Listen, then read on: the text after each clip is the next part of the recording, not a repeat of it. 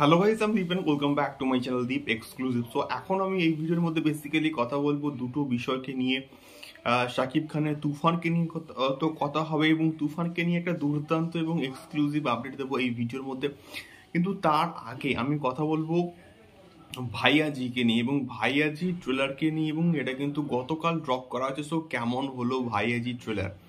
তো এক কথায় ভাইয়াজির না এখনো অব্দি দুটো মানে ভিডিও এসছে, এবং প্রথম যে ভিডিওটা ব্যাপক ছিল, সেকেন্ড ভিডিওটা কিন্তু মারাত্মক লেভেলের ছিল। কিন্তু এই পার্টিকুলার ট্রেলারটা জাস্ট সব কিছুকে বস ছাপিয়ে গেছে।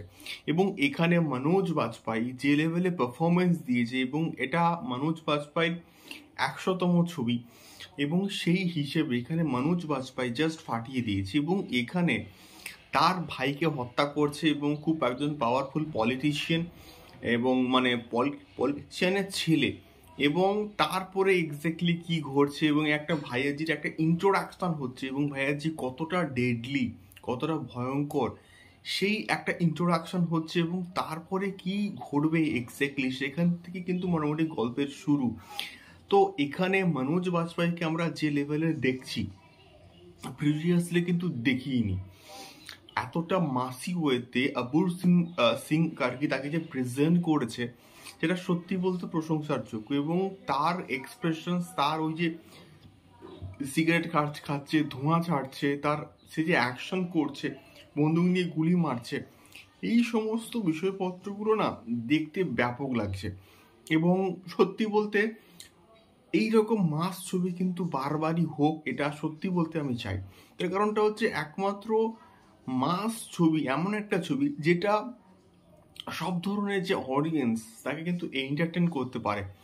এটা অ্যাটলিস্ট আমার ব্যক্তিগত মতামত। এবার দেখা যাক কি হয়, কেমন চলে। 24শে মে কিন্তু এটা মোটামুটি মুক্তি পাচ্ছে। তোমাদের কি ফিডব্যাক দেখে অবশ্যই কিন্তু কমেন্ট করে জানিও। দ্বিতীয়ত আমি আসবো চঞ্চল চৌধুরীকে নিয়ে এবং তুফানকে নিয়ে।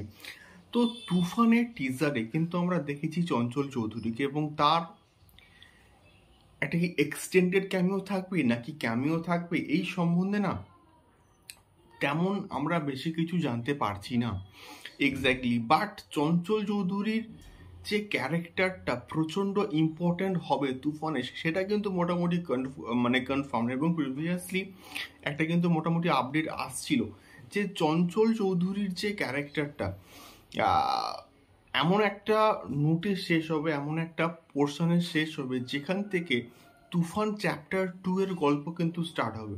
মানে তুফান তো একটা চ্যাপ্টারে বা একটা ছবিতে সীমাবদ্ধ হবে না, তুফানকে দুটো পার্টে কিন্তু নিয়ে আসতে হবে।